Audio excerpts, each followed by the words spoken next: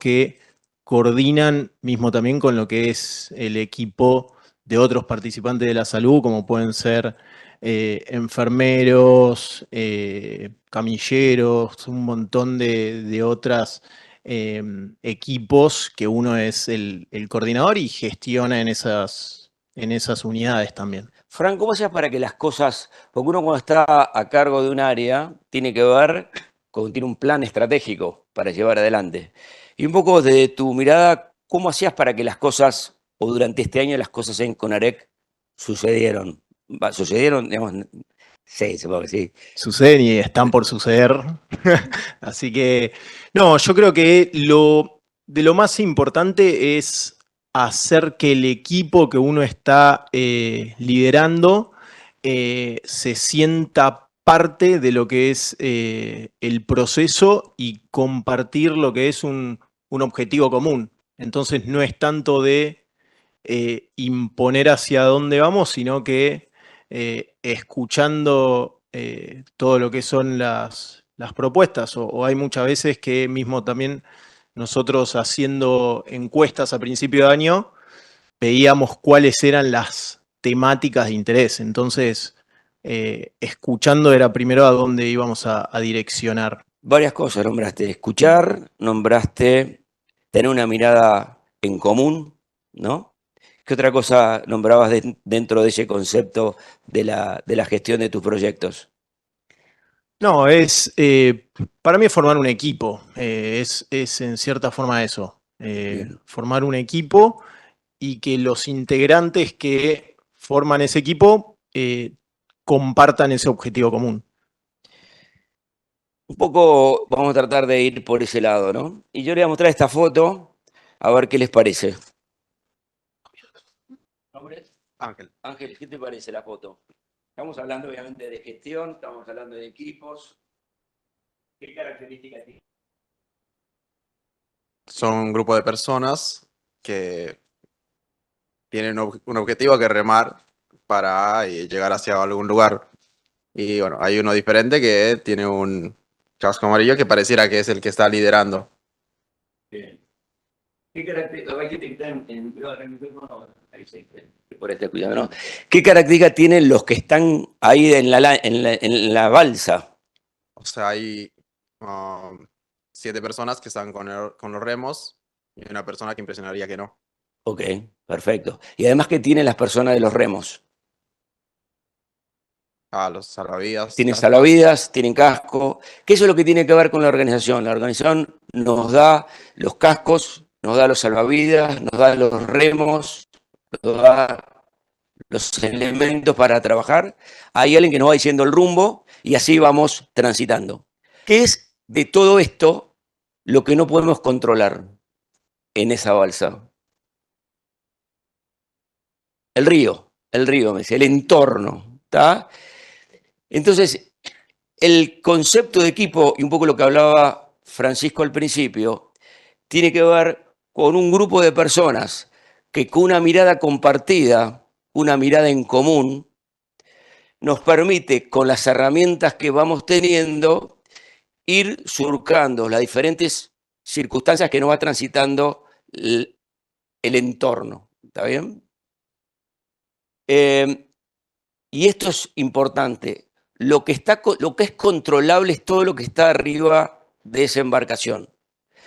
Y justamente en la vida hay que dividir entre lo importante y lo controlable versus lo importante y no controlable, y lo que no es controlable hay que soltarlo, porque justamente sobre lo controlable es donde nosotros podemos ejercer nuestra influencia. Entonces, la capacitación y la organización de nuestros equipos de trabajo que van es decir, en todas las áreas que nos toque, no necesariamente tiene que ser el jefe, pero en la misma residencia, en el mismo año de residencia, ya sea con los residentes compañeros o con los residentes que están abajo, cuando ustedes están de guardia, están viviendo un poco esta escena. Y lo que decía antes, lo que no podemos controlar es el entorno, ¿tá? Y el entorno se le ha puesto un montón de nombres o acrónimos. Le dicen que es VUCA porque es volátil, porque es incierto, porque es complejo, porque es ambiguo. Si bien ahora vemos una economía que parece con cierta estabilidad, hace 4 o 6 semanas que el dólar acá, que el dólar allá, cuando vos tenés que estar en una organización que tiene que ver con una institución, lo que significa la capacidad de sustentabilidad de las prácticas, van cambiando semana a semana, si el dólar estaba acá y el dólar estaba allá. Entonces, lo que quiero transmitir es que esta es la realidad y nuestro escenario en términos de gestión y liderazgo está asociado a este tipo de entorno. Esos son los entornos que hay que buscar y lo que tenemos que tratar de sentirnos nosotros confortables, aquellos entornos frágiles, aquellos que no provocan ansiedad, aquellos que no son comprensibles, aquellos que no son lineales. En ese escenario es donde vamos a poder subsistir, porque es central vivir con el concepto del cambio, porque sucede, no es un punto de chique moderno esto que me está proponiendo. El entorno es de esa manera y si uno no está familiarizado o embebido permanentemente este concepto del cambio, cuando te quisiste acordar, ya la ola te pasó por encima. Entonces, el concepto del cambio y la innovación como forma de armar los equipos de trabajo. Y les voy a mostrar un ejemplo. Este es un puente en Honduras, el puente Choluteca. Es un puente colgante que se hizo en el año 30. Vino un huracán y lo reventó. Entonces trajeron a los mejores técnicos y especialistas norteamericanos. No sé si eso fuera un crédito, pero los mejores especialistas en hacer estos puentes colgantes y lo reconstruyeron en el año 96. ¿tá? En el 90, y prepararon y pensaron en todos los puntos que podía suceder si volvía a sacudir un huracán. ¿tá? Y eso lo terminó en el año 96. En el año 97 atacó o entró el huracán Mitch, ¿tá? Un huracán tremendo que entró a la Tierra a toda velocidad y fue rompiendo todo. Y este puente que se había planteado con tanta proyección incontrolable, le pasó esto. ¿no? Se convirtió en el puente a la nada, porque cambió el curso del río. Esa es la situación permanente o que sucede de forma persistente en los entornos de trabajo donde vamos haciendo la gestión. Por eso es tan importante definir con claridad, un poco lo que decía Francisco al principio, el tener bien claro qué es específicamente lo que tenemos que hacer, tratar de generar una mirada compartida de ese punto, y eso fundamental para que todos, y un poco también lo nombró él, se sientan parte de esa idea. La gente se adueña o se apropia de las ideas en la medida que se sienta parte. Ya vamos a ver algunas cosas más adelante que los médicos, por definición, somos un poco contraculturales este concepto del liderazgo, porque el liderazgo tiene que ver con tener una idea, mostrársela a, ¿tu nombre? A Ian, que Ian se la apropie y diga que es de él. Cuando Ian se apropia de mi idea, estamos haciendo un buen trabajo. Cosa que en medicina y en lo que es académico parece chino. Cuando yo tengo un artículo y tengo un paper que se llame La válvula de Alves de Lima, si fuera posible. Entonces, esa lógica acá, y como le comentaba Ian, tiene mucho que ver con lo que tiene que ver con la gestión de las personas. Algunos puntos que me gustaría que me cuenten ustedes, ¿cómo les parece que está planteada la cancha de la salud hoy? ¿Con quién se vinculan ustedes durante tu vida cotidiana? ¿Tu nombre es? Joaquín. ¿Con quién alrededor tuyo en el entorno del hospital? ¿Qué tenés alrededor? ¿Qué jugadores hay en la cancha? Respecto a profesionales de salud, Sí. O entidades. es que no es, por lo menos en lo cotidiano, nuestro ¿Dónde estás? Hospital Santoyano. El Pedro Santillán. Adentro del hospital en sí, Sí, ¿con quién lidias todo el tiempo? y con los centros de menor complejidad, ¿Okay? porque somos centro de derivación, Bien. Entonces, tenemos, Con otros prestadores. sí, de la parte, o sea, parte pública. Pública. Bien. Con otros prestadores. ¿Qué más? Sí, enfermería dentro del mismo sistema. Dentro del sistema, otros profesionales. Pero, Cuando uno está definiendo una organización y tenés que entender con quién te vas a mover, qué otros jugadores tenés alrededor, ¿qué tenés prestadores? ¿Qué más puede ser? servicio social. Servicio social, ¿se te ocurre alguien? Enfermería, kinesiología. Dentro de los profesionales de salud, pero voy más, ok, está bien, me refiero que este es un poco el entorno donde nosotros trabajamos en las organizaciones. Estamos permanentemente en contacto. Financiadores tiene que ver con aquellos que sostienen la salud, puede ser el Estado, puede ser obras sociales, pueden ser prepagos. ¿No?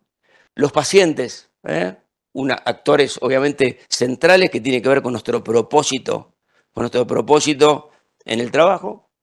Otros prestadores que son otros colegas de otras clínicas y sanatorios, públicas o privadas, y obviamente los proveedores que son los que te traen. Porque cuando estás en la unidad coronaria y cuando les toque, van a tener que trabajar en este concepto también. ¿Tá? Y entender quiénes son específicamente con quienes ustedes tienen que lidiar. Probablemente, en términos de estar directamente en unidad coronaria, no actúes directamente con los proveedores, pero seguramente el área que recibe esos proveedores vas a tener que estar sumamente involucrado. Y obviamente el entorno, donde se mueve todo esto. Una cosa más un poco aburrida que puede ser es entender un poco cómo es la salud, y no es que vamos a ir específicamente sobre esto, pero más o menos sobre los 40 millones de personas, hay unos 6 millones que están vinculadas a medicina prepaga. ¿Saben lo que es la medicina prepaga? Es como el cable, ¿no? Vos pagás a principio de mes para que tenga abiertas las clínicas, ya no es que se acumula, la gente dice yo pagué toda la vida, y en realidad nada, es como el cable, vos pagás para que te abran las puertas de las clínicas y sanatorios vinculados a ese financiador durante el mes siguiente. Puedes dejar de pagar, te quedaste sin tratamiento de cosas. Y como le digo, no es acumulativo, no es un tema. Después el tema de las obras sociales salen se construyen a través de un porcentaje del sueldo de los trabajadores, 3% del trabajador, 6% del que genera el trabajo. ¿Tá? Esa plata se junta y se arman las obras sociales. ¿Quiénes son acá de hospitales que dependen de obras sociales? ¿De qué hospital? Del Méndez. Bien. ¿Y la obra social es? OSVA, perfecto. Bien. OSVA, el hospital está financiado desde ese punto, del 3% de los trabajadores y 6% de los empleadores. ¿No? Obras sociales obviamente provinciales que funcionan de la misma manera, y está el sistema público, que es el sistema público lleva la mitad, atiende la mitad. La Argentina, con todos sus defectos y con todas las críticas que puede tener el sistema, atomizado, tiene una capacidad que permite el acceso de una manera gigante y diferencial a cualquier otro sistema de salud de la región. ¿Tá? Lo cual es realmente trascendente, porque con todo el desorden que nosotros percibimos cotidianamente, hay más o menos 200.000 médicos en actividad, y estuve revisando un poco para esta presentación, hay 3.000 más o menos, casi 200 hospitales, de los cuales el 50% son privados, el 50% son de gestión pública. ¿Tá? Cuando hablo de gestión tiene que ver con la administración, ¿sí? Y cómo ingresan los flujos de fondos para poder llevarlo. Además hay un montón de centros de diagnósticos, de tratamiento y que son de índole ambulatorio. Es un mercado sumamente competitivo. Nada, simplemente eso es lo que tenemos en la Argentina. Yo creo que estamos siempre como enojados con el sistema. Yo creo que yo me siento por lo menos orgulloso de ese sistema, que seguramente tiene que cambiar y tiene que mejorar un montón, que hay un montón de instancias que hacen perder tiempo, perder plata, pero que en líneas generales termina teniendo un robustísimo cantidad de colaboradores, médicos, enfermeros y técnicos de muchísimo valor profesional y que sostienen toda esta estructura. Algunos puntos que me gustaría discutir. Muchas gracias. Algunos puntos de conflicto que me gustaría discutir. tiene que ver con esto. ¿Por qué pasa lo que muchas veces lo que pasa? Es que hay un conflicto, siempre en Argentina hay conflicto por todos lados, pero hay un conflicto que no está alineado, que sería ideal, que esté alineado el sistema de salud, el sistema educativo y la necesidad de la gente. ¿Tá? Está muy desalineado. De hecho, las residencias actuales de las cuales la mayoría de ustedes pertenecen, uno diría, ¿es el mejor método de capacitación? Yo no tengo duda. Ahora, ¿para qué? ¿No? Si querés trabajar en un hospital, estar en una guardia. Ahora, si querés hacer medicina ambulatoria, no sé si el formato actual es el formato perfecto para... Yo creo que requiere una mirada. Yo creo que terminamos formando hoy residentes, expertos en enfermedades poco prevalentes, como el shock orogénico, pero de alta gravedad. Poco prevalentes, pero de altísima mortalidad. ¿Está bien? Entonces, sí, ¿está bueno eso? Bueno, no, eso es lo que estoy diciendo. Hay que revisar, no el modelo, si vos te dedicás a un modelo hospitalario, si te dedicás al hospitalismo y trabajás dentro de un hospital y después te desempeñás en un hospital, eso es fantástico. Ahora, como probablemente el 90% de ustedes, 80%, no quedan en las sedes, en los hospitales donde están formando parte ahora, nada, me parece que es importante revisar el marco de referencia, que lo hicimos en el año 2013, lo hicimos de alta complejidad, les aclaro, lo hicimos en el año 2013, pero creo que hay que revisarlo a través de qué tipo de actividades profesionales van a desempeñar los residentes por fuera de residencia para ver si realmente después no hay que hacer un proceso de reacondicionamiento tan importante que cueste mucho reinsertarse en el mercado laboral. Porque te enseñan específicamente.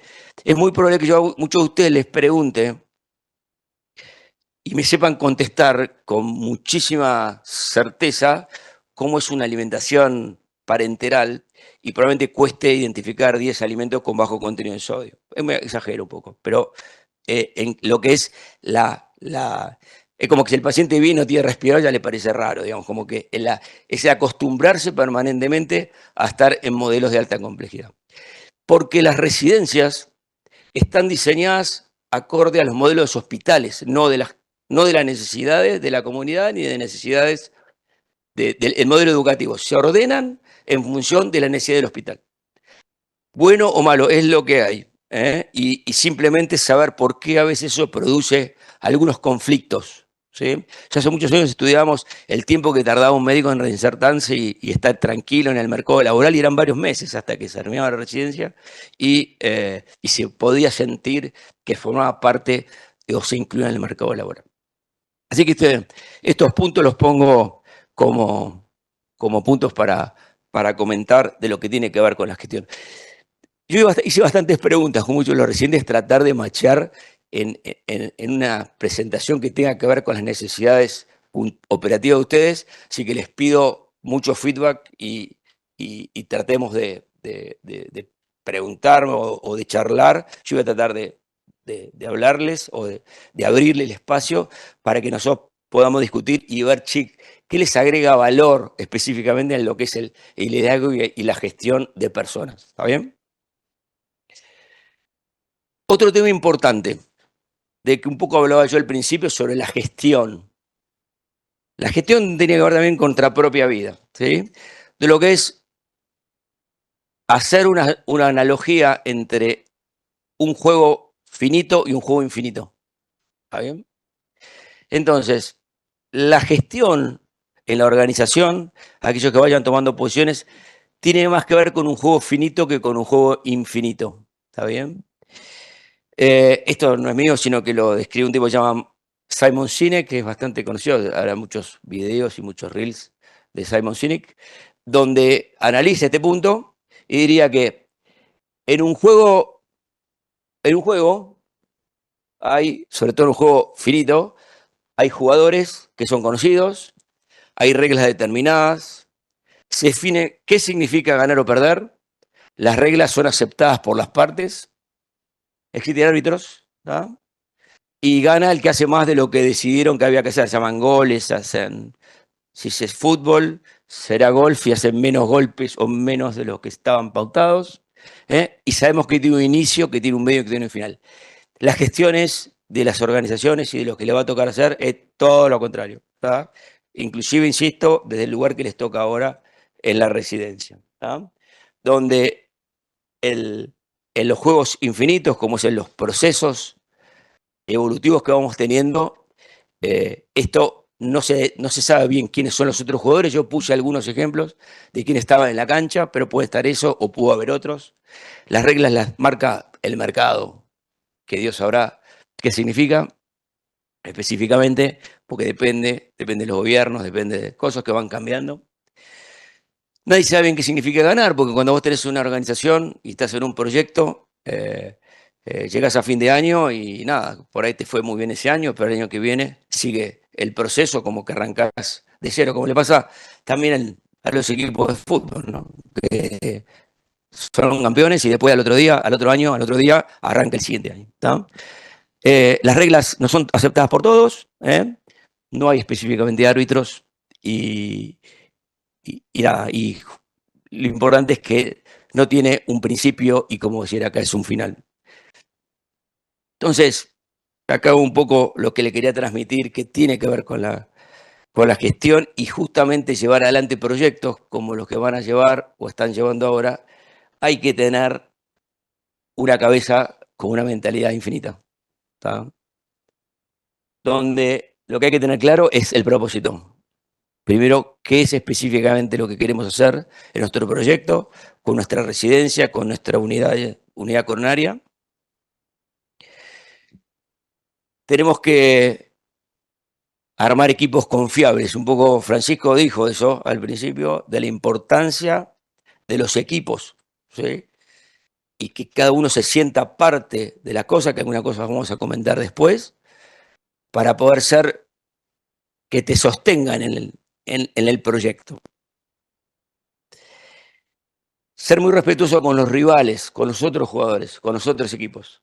Nosotros del Cardiovascular vemos, por ejemplo, siempre la Fundación Favaloro como un rival, pero con mucho respeto en cuanto que, más allá que en algún momento puede tener alguna ida y bajada con respecto a cuestiones que le han venido sucediendo, siempre es como la selección, cuando le preguntaban a Scaloni sobre Brasil, o que la Argentina le había ganado por mucho, y dijo, para que Brasil es Brasil, ganó 5 copas, nosotros ganamos 3, y va a aparecer Brasil. Así que seguramente va a empezar a aparecer.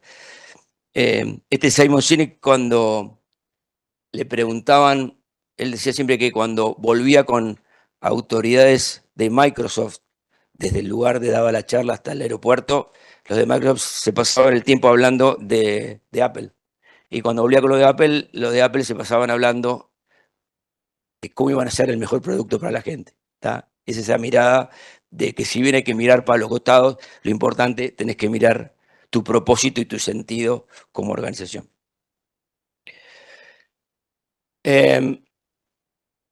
Esto con el juego infinito, ¿no? Lo que hablábamos al principio de este entorno volátil, incierto,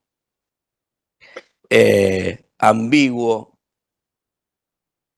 absolutamente imperfecto, que hace que la única manera que podemos llevar adelante los proyectos, como nos pasa en la prueba de vida, tiene que ver con tener el coraje para llevarlos adelante. ¿Está? Francisco, vos, te agarré ahora, ¿no?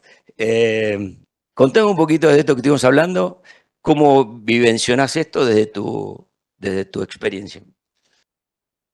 No, esto es, en cierta forma, creo que son estos 5 puntos claves que vos marcaste acá.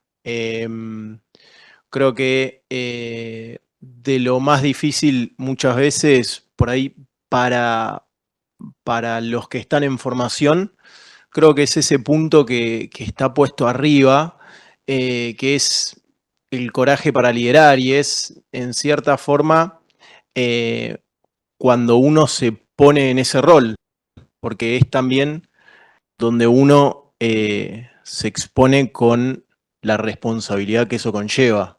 Y yo creo que en lo que va de la residencia, cada uno va ganando responsabilidad, ganando autonomía, y esas pequeñas situaciones que uno puede ser ese líder, lo va a ir ganando y se va haciendo cada vez más frecuente, incluso hasta cuando llegan al último año y uno de esos termina siendo lo que es jefe de residentes y tenga que liderar un proyecto con sus residentes. Bien.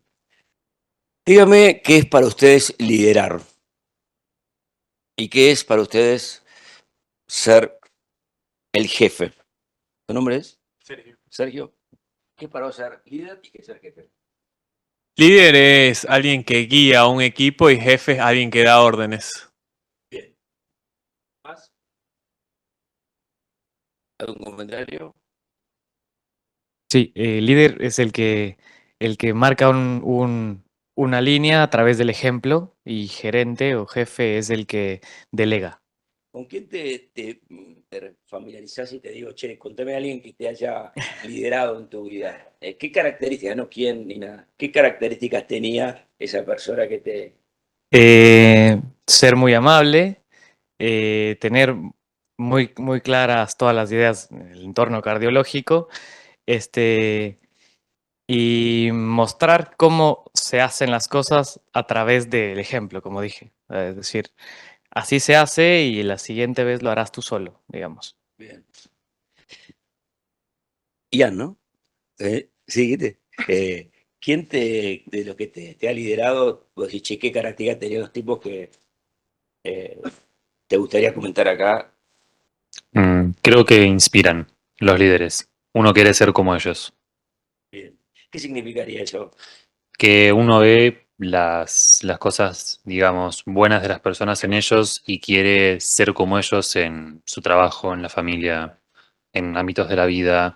O sea, es la gente que le despierta buena pasión por aprender, por dirigir, por crecer en cosas nuevas. Eso me parece que es un líder. Bien. Varias cosas dijeron muy lindas acá, el tema de inspirar, el tema de querer hacer las cosas como uno, como las hace esa persona.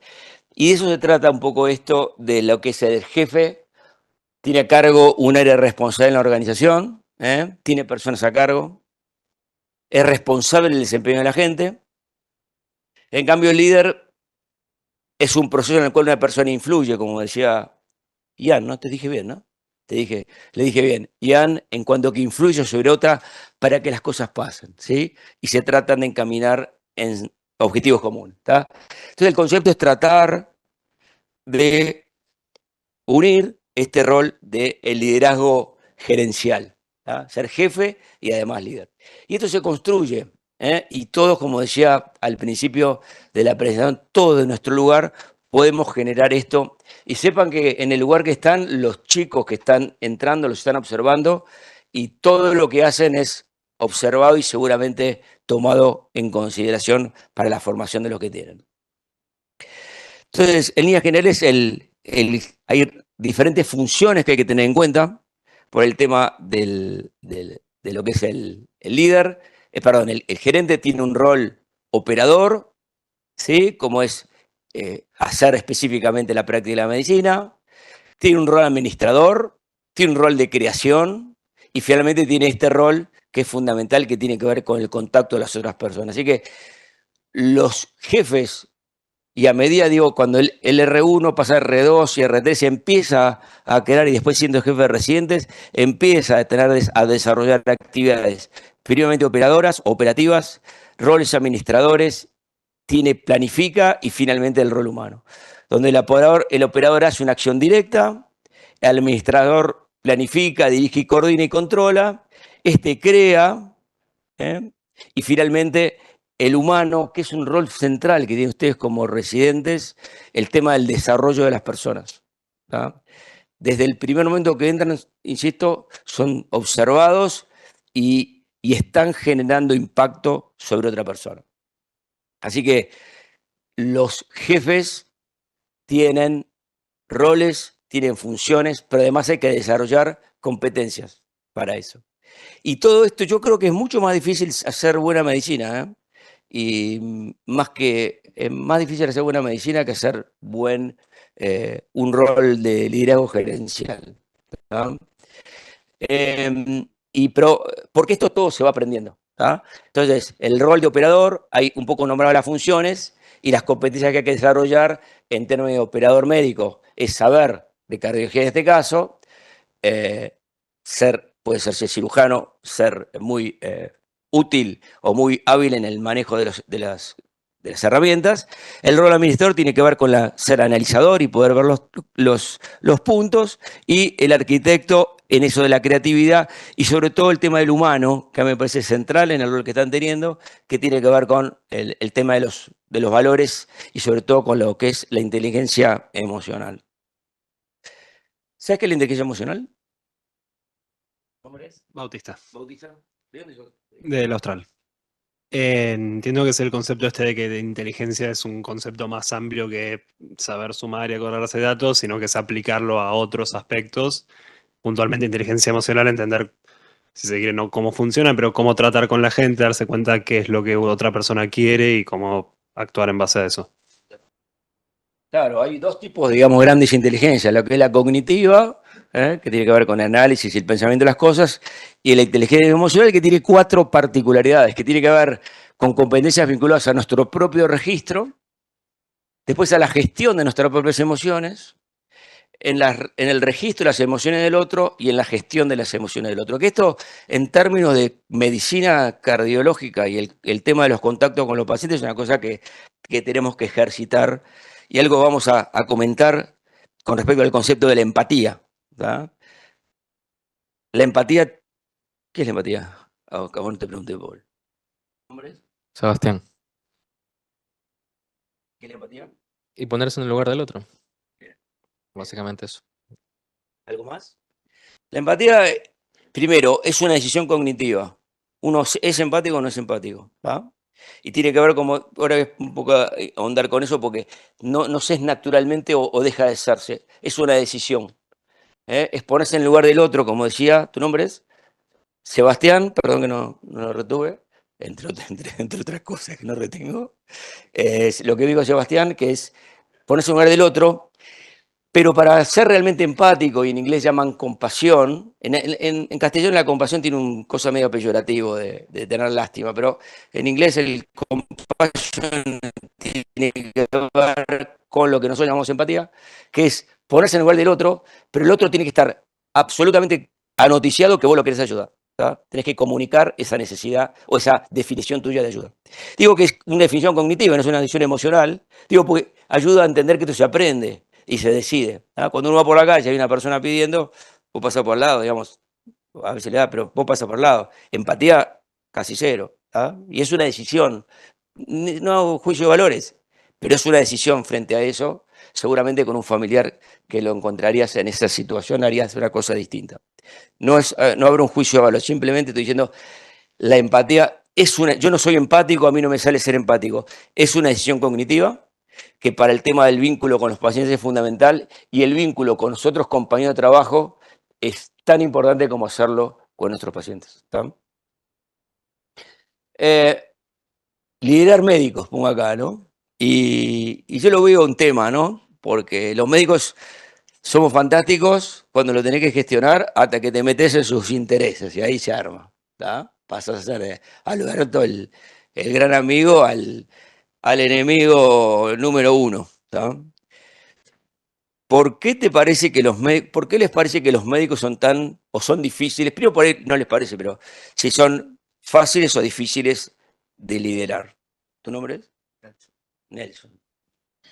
Y medianamente podría ser porque hay una cuestión implícita en la cual todo médico tiene cierto ego. Sí.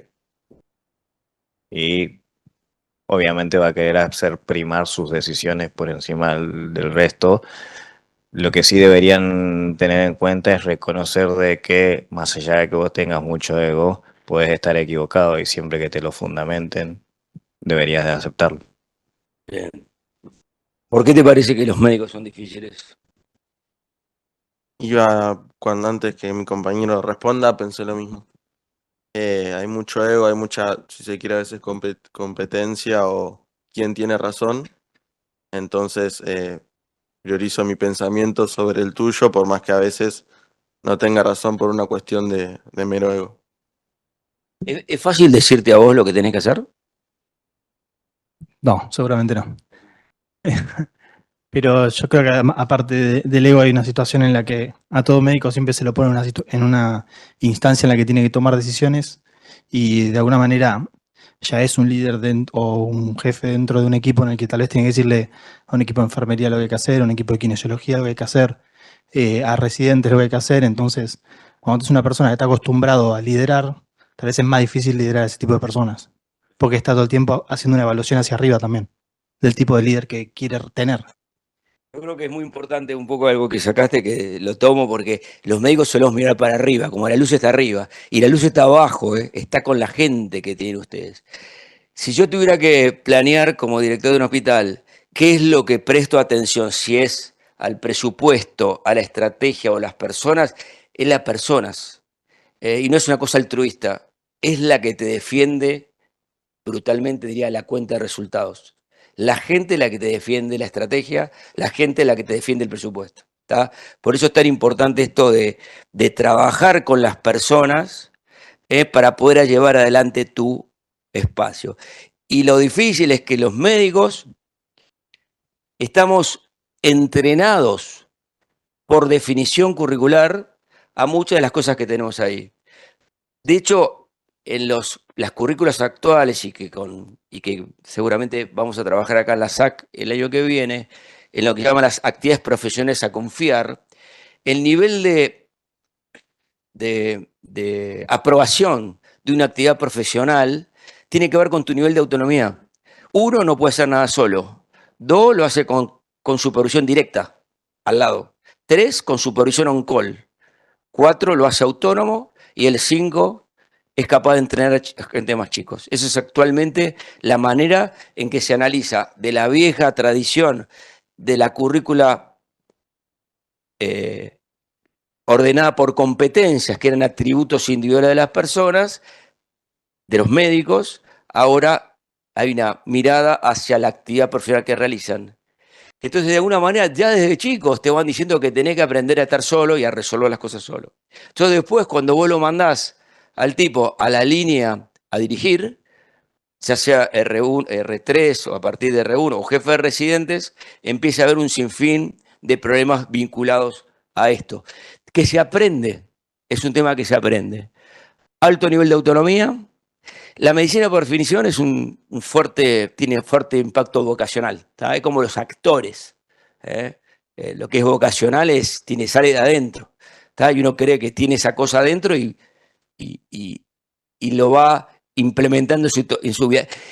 Yo tengo la sensación que en el lugar que yo trabajo estoy gestionando muchas veces vanidades, como si tuviera un grupo de actores, ¿está bien? Que los tengo que yo necesito que sean actores, yo necesito que descollen el escenario, necesito que resuelvan las situaciones frente a los pacientes, necesito que resuelvan las situaciones en el área de cirugía, pero también necesito que puedan hablar para los costados y poder compartir una idea y tener una mirada compartida para poder llegar adelante un proyecto médico, por supuesto, que es lo que estamos hablando. Somos tremendamente autorreferenciales e individualistas, ¿sí?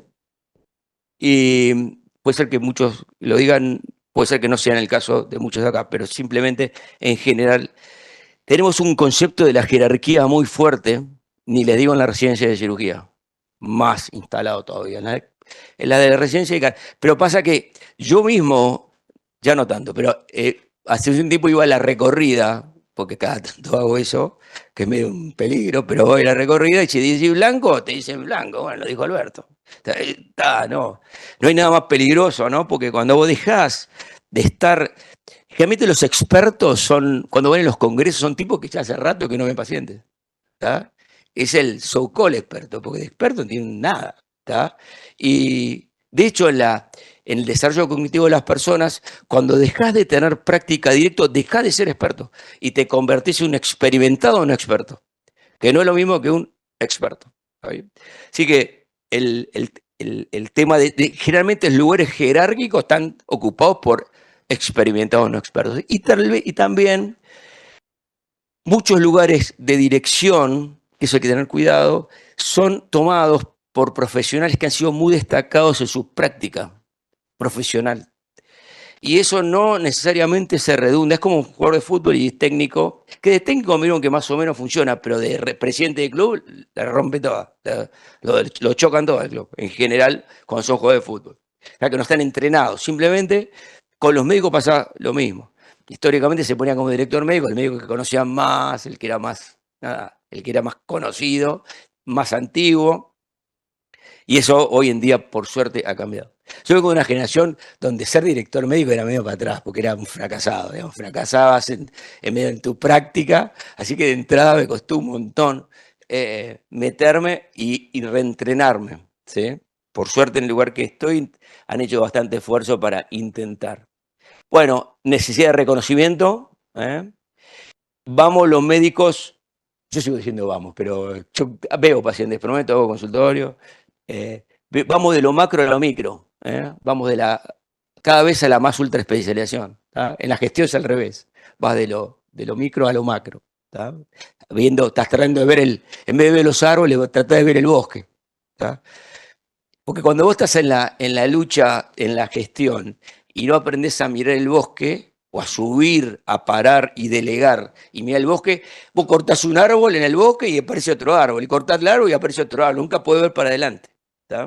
Así que es muy importante tomar esa de salir de la diaria cotidiana sin perder el contacto con la cosa para poder mirar el bosque, que es esencial para poder llevar adelante un proyecto. Proceso mental centrado en diagnósticos diferenciales. Siempre que le pido a un médico que me da una opinión sobre un proyecto, me dice, sí, me preocupa esto, me preocupa el otro. Y digo, boludo, ¿cómo te preocupa? Tirame una para adelante. Y en realidad, los médicos estamos acostumbrados a hacer diagnósticos diferenciales porque son todos diagnósticos realmente negativos que le pueden alterar el pronóstico y la perspectiva del paciente. Así que estás acostumbrado a mirar cosas negativas. Alguien me habló antes del ego y también estamos centrados que las cosas pasan de la noche a la mañana. Porque si al paciente no lo cuidaste de la noche a la mañana, se murió al otro día, más en el tipo de pacientes que ustedes naturalmente manejan por el tipo de hospitales que tienen. Entonces, eso es bien contracultural cuando vas a la gestión y la práctica y llevas adelante proyectos. Chocas con todo eso porque en la gestión se necesita trabajar centralmente sobre el concepto de la interdependencia, ¿sí? Que eso tiene que ver mucho con la confianza, y no querer que uno, por la expertise de médico, puede resolver y hablar de cualquier cosa, y los médicos tenemos un poco esa cosa de por tener esa expertise sobre la vida. De hecho, la sociedad nos pone en un espacio. ¿Sí? Yo es que juego con mis amigos, que tanto tienen 60 como yo, tanto perinfarto, así que me ven a mí, es como que lo que diga yo, estoy comiendo una papa frita y me dicen, lo está comiendo Alberto. Entonces, pará, ¿no? Te ponen, la sociedad misma te pone en un lugar que nada, no hay que creérsese, ¿no? El problema es cuando uno se cree ese personaje, ¿tá? Lo mismo no pasa con los pacientes, creerse el personaje que uno está en un lugar. Yo creo que la simetría en el vínculo existe y es real, y hay que saber aprovecharla en forma conducente para mejorarle la calidad de vida a la persona y poder hacer lo más difícil que tiene la medicina, es que la gente cambie los comportamientos. Cambie los comportamientos. No es si es el clopidogrel, que está perfecto, que es la angioplastía, que es el TNK, que es lo que quieran. Lo importante es que es como los chequeos o las intervenciones. Los chequeos son importantes, pero lo más importante es lo que pasa entre los chequeos, no los chequeos. Entonces, nosotros, la vida de las personas va teniendo eventos que pueden ser, digamos, chequeos, pero pueden ser eventos con enfermedades que van sucediendo, pero si vos no cambiás lo que pasa en el comportamiento, difícilmente puedas cambiar. Entonces, no sé cómo llegué a este lugar, pero bueno, interdependencia fundamental y el liderazgo compartido, casi imposible para los líderes médicos inicialmente cuando se desarrolla. Quieren hacer todo y van acumulando cosas hasta que llegan a su misma incompetencia. Lo supera la actividad, porque quieren hacer, hacer y hacer. Lo veo todo el tiempo, eso. Y no le medio que si le decís se enoja, bueno, dejá, chocá. Mirá que haces esto, haces investigación, haces acá, ves paciente, va a viajar, venir, que la charla, explotás. Ya no hay manera, acordate que está tu familia, tenés los chicos, tenés que descansar, tenés los pacientes. Así que aprender a censarse y a no llegar a nuestro nivel, sean respetuosos con ustedes para no llegar a su nivel de incompetencia, porque generalmente el nivel de incompetencia se sufre emocionalmente y se puede sufrir físicamente. Una cosa en la gestión es que no hay papers, una cosa que a mí me llamó mucho la atención, eran todos libros. Yo decía, los libros escribe cualquiera, decía yo, ¿no? Porque nos juntamos 3, 4, escribimos, ¿no? Ahora iba con ChatGPT, o OpenEvidence, ni te digo, armamos una biblioteca acá, ¿tá? Y siempre ese concepto, ¿no? Para mí era de bajo nivel, ¿tá? Y me voy por las ramas, pero es como los case reports para nosotros. Nosotros tenemos muy poca influencia en la comunidad porque hablamos de trials, ¿tá? Y la gente habla de casos, y los influencers saben de casos. Y tener en cuenta que también los médicos somos malos comunicadores en los medios y no convencemos y la gente sigue viendo antivacunas y todo, porque entre otras cosas hablamos de grandes problemas. Y no hay papers y creemos que todo tiene que estar...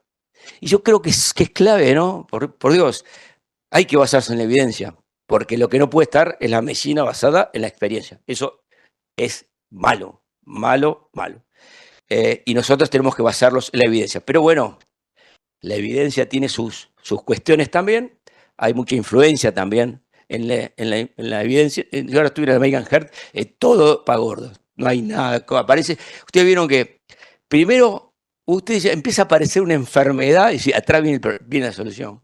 Pues en realidad lo que termina pasando es que los laboratorios primero encuentran la solución y después generan el problema para darle la solución. ¿Tá? Entonces la obesidad, que todos entendemos que es un problema, ahora es una epidemia insalvable, pero bueno, básicamente porque hay una solución. ¿Tá? Lo mismo pasó con la estenosis aórtica, lo mismo pasó porque apareció la TAVI, lo mismo apareció con la hipertensión pulmonar. ¿Tá? Sabemos que estamos muy manipulados y muy jugados, por eso te digo, la evidencia, seamos cuidadosos. Estaba acordando de otra cuestión. Inclusive la cardiopatía isquémica. De dedicación a los precios de los 70, ahora parece que los remedios son mejores. ¿No? Apareció la isquemia. Hay todo un vínculo con todas estas cosas. Seamos cuidadosos, seamos muy analíticos de la información y muy críticos. Ustedes son todos, casi todos son generación Z, han nacido full redes y tiene muchas cosas vinculadas a ese momento. No quiero pensar los chicos de ahora que nacieron y van a vivir full inteligencia artificial, ¿no? Donde es necesario, la inteligencia artificial nos puede generar dos cosas, automatismo y desacondicionamiento cognitivo, en la medida que no la challengeemos y no la exijamos. Para ponernos arriba de la inteligencia artificial no haga las cosas que hacíamos antes, que eso ya es el pasado, es necesario trabajarla, ponerse arriba, meterle, cuestionarla, pelearla, porque si hacemos lo mismo que antes, la inteligencia artificial nos va a sacar el laburo. Eso sí que nos va a sacar el laburo. ¿Tá? Eso sí que nos va a sacar el laburo. Por eso, insisto, algunas cosas mezclé esto con la inteligencia artificial, pero también el tema de los papers, y sean muy críticos con la información. Estudien para ser críticos y mirar los datos, porque hay muchísima manipulación cognitiva en el mercado que hacen que finalmente vos termines creyendo algo que, bueno, que de alguna manera te lo fueron poniendo. Yo lo hincho mucho y me fui un poquito, pero ya voy a volver, créanme. Pero también son cosas que tienen que ver con la organización de los grupos y la gestión. Los proctors, es un caso, no sé si saben lo que es un proctor que le hacen procedimientos. Y mismo cualquiera de ustedes que los laboratorios los hace dar charlas de algo. Cuando uno lo llaman de un laboratorio, le dicen, vos sos Batman, sos un fenómeno, vas a hablar de esto. Sepan que al laboratorio poco le importa a quienes ustedes le enseñan. En general la presa son ustedes mismos, generalmente forman parte de alguna organización grande capaz de generar procedimientos y prácticas. Porque cuando vos das una charla de un tema 5 veces, hay una frase en educación que dice, see one, do one, teach one, and never forget it. ¿Tá? Yo en el año 2003 era Scientific Advisor de Novartis. 2003, no había nacido, creo. Me llamaron, me dijeron, Alve de Lima, usted que es un genio total, me abrieron los poros así, me pusieron 6 médicos alrededor, creo que el proceso duró, había un par de estudios que llamaban Value que usaban el valsartán, y es el día de hoy, pasó, que es lo único que receto de Van, y pasó hace 20 años eso. ¿Tá? Simplemente el impacto que tiene muchas de estas tipos, sepan eso del tema cognitivo. Y un poco venía con el tema de la información y de los papers. Nada, hoy la medicina y las instituciones nos pide otra cosa. Hay un nuevo vínculo donde hoy el cuidado está centrado sobre la experiencia del paciente. No solamente cuidar a los pacientes, hay que cuidarlos, pero aparte el tipo tiene que tener una sensación subjetiva que estuvo bien. Hay que trabajar con la interdependencia, hay que entender que la delegación de la autoridad es fundamental y tenemos cada vez más rendir cuenta de nuestro desempeño. En las organizaciones serias hay que rendir cuenta de eso. Y bueno, nosotros deberíamos poder, desde esa mirada, participar más intensamente sobre las decisiones que toma la organización y obviamente poder influenciar y ser también compensados apropiadamente. ¿Tá? El tema del concepto de la plata también es un punto que quiero comentar. Esto es un proceso, es un proceso con el tiempo que se va madurando. ¿Tá? Eso les va a ir pasando y va a ir madurando. ¿Tá? Da diferentes culturas, de lo más jerárquico como es al principio y después un concepto más competitivo para hacer las cosas. Eso es lo que tiene que ver con un tema madurativo cognitivo.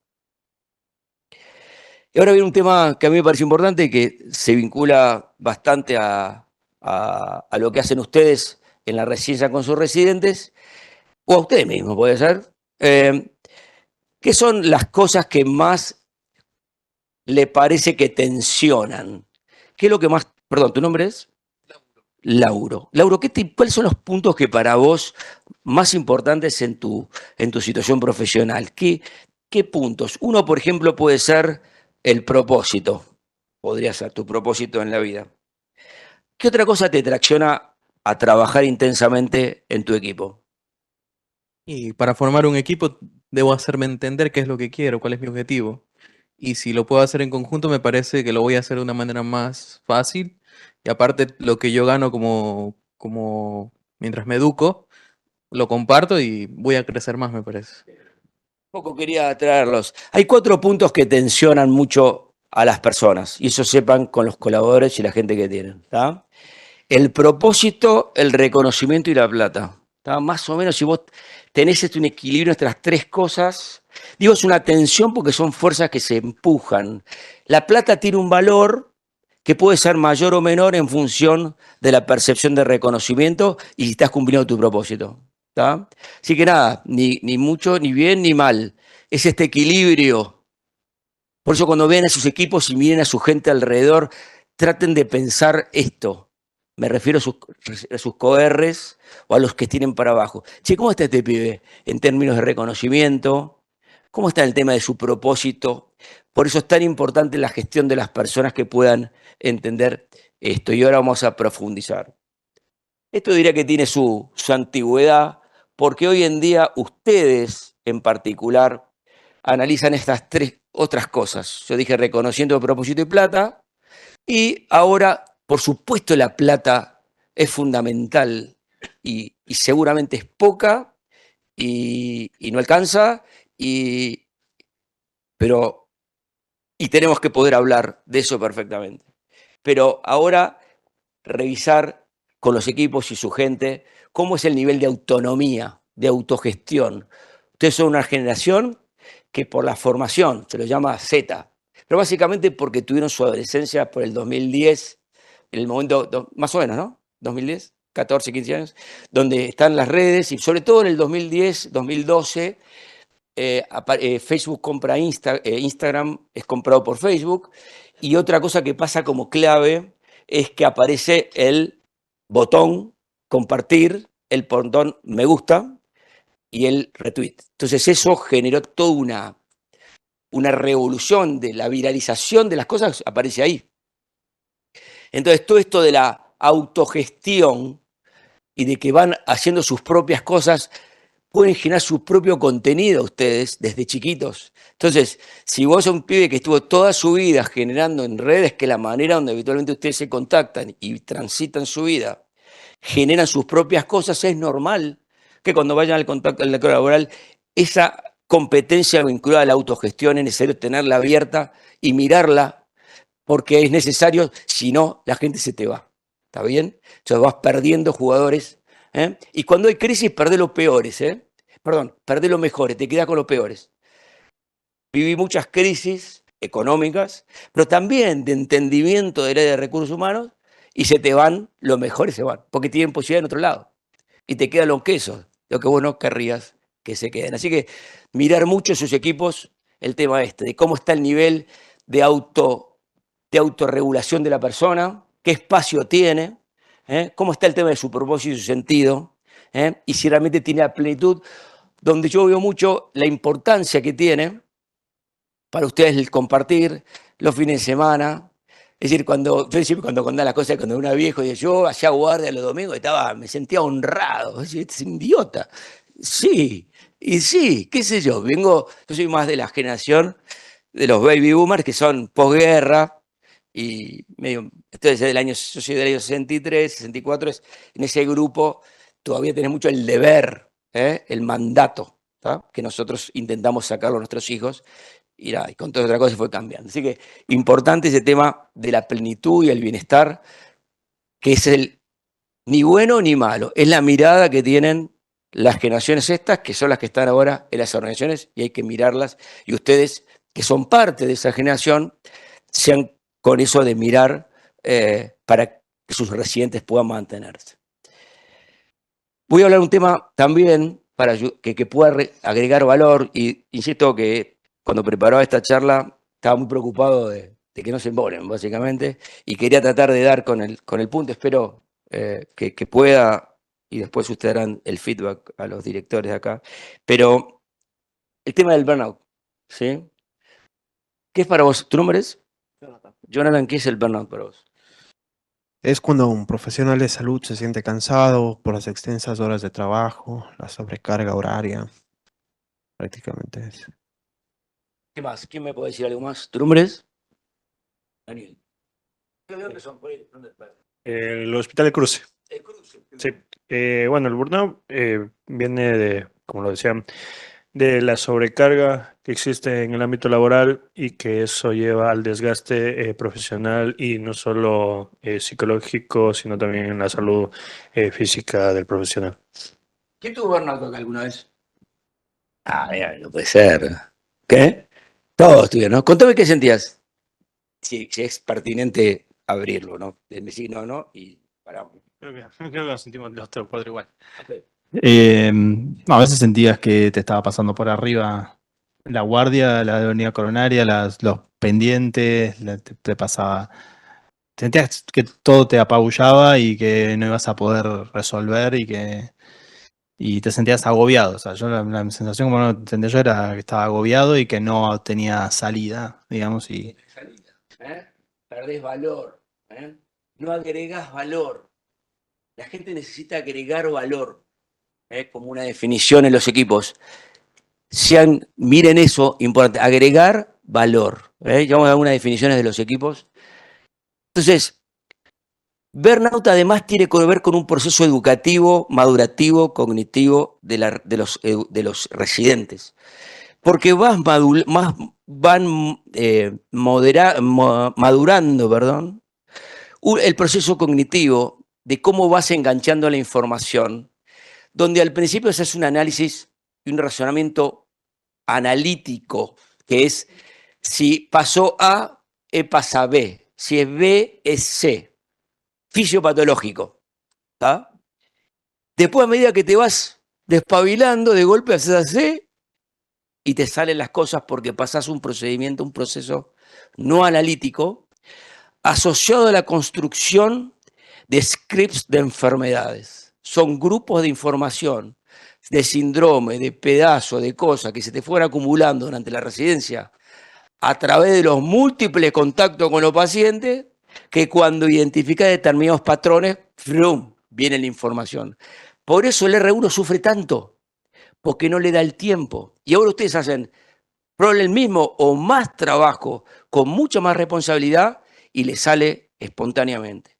Entonces miren también en sus chicos, R's más chicos, cómo es ese proceso cognitivo. Simplemente cuando te cuenta un paciente, cómo te cuenta un paciente un chico de primer año o cómo te lo cuenta un chico de cuarto año. Ahí tenés este rápido análisis de lo que son los scripts de enfermedad. Así que es muy importante de entender el fuerte desgaste emocional y más en pibes como ustedes que decidieron, no sé cómo se les ocurrió, hacer una residencia.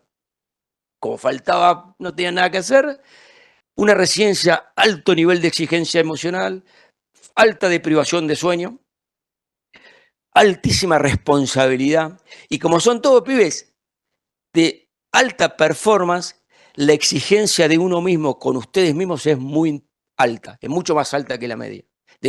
Seguro de los que no hacen residencia, seguro que decidieron entrenarse en este sistema de alta intensidad.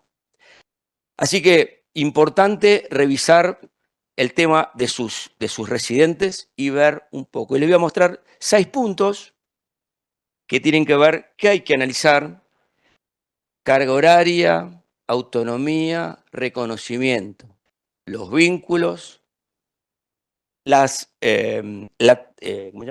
transparencia y los valores.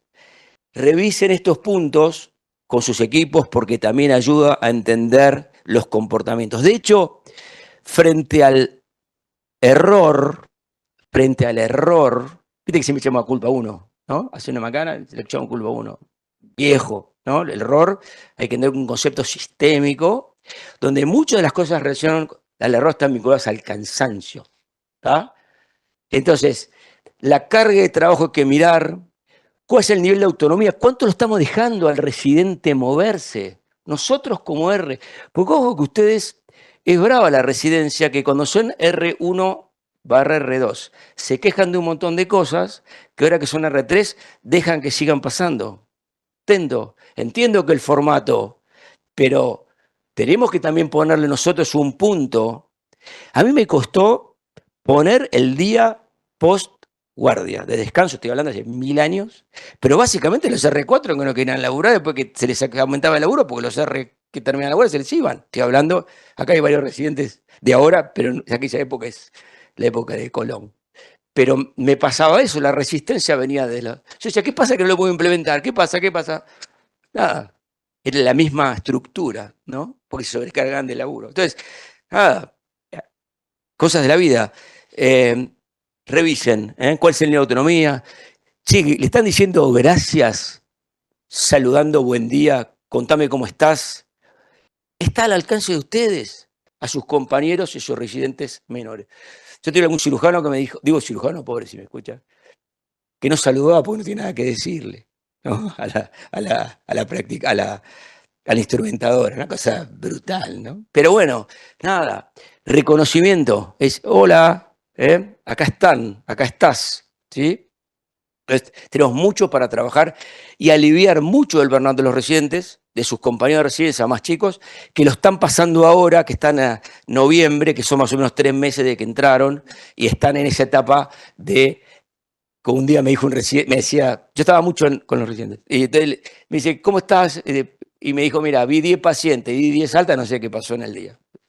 Eso es verdad, eso bien, está totalmente quemado, no sintió lo que pasó durante el día. Esa insensibilidad, esa incapacidad de sentirte que serví para algo es lo que termina siendo y genera comportamientos de hábitos inapropiados, alcohol, drogas, puede generar accidente de tránsito, pruebas vinculares con las parejas.